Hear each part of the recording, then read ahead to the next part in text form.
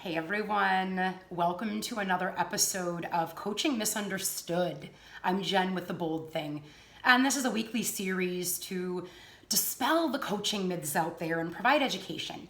And today we're talking about that coaching is not appropriate to provide if you haven't been trained. Imagine that.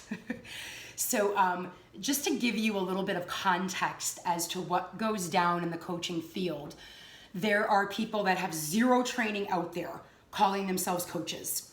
There are coaches that have some training, but maybe it was like a weekend crash course online.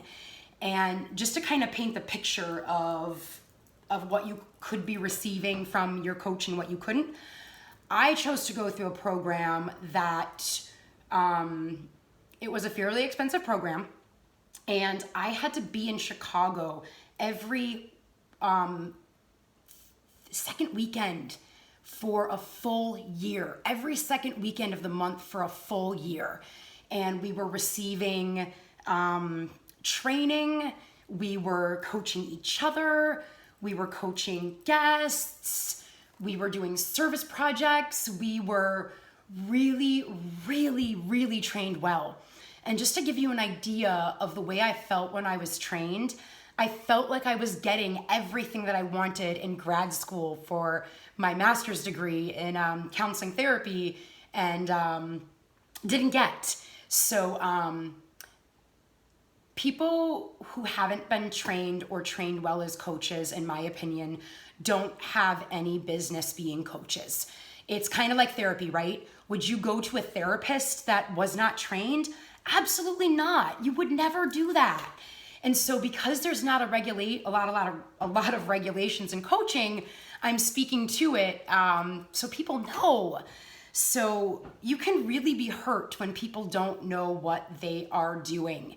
So one thing I will say is, for a lot of them, maybe you might be wondering, like the sales coaches, the financial coaches, people who aren't really doing deep work, but doing more surface level work.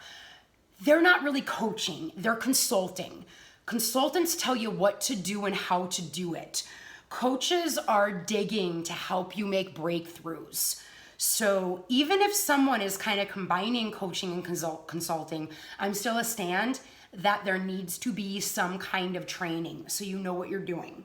So that's a little bit of a soapbox share for me today because in my former career too, as a low vision therapist, we saw all the time how occupational therapists were doing our job because they got reimbursed by insurance and they had maybe a 2-hour workshop out of their whole program in the eye, where we had masters in the eye.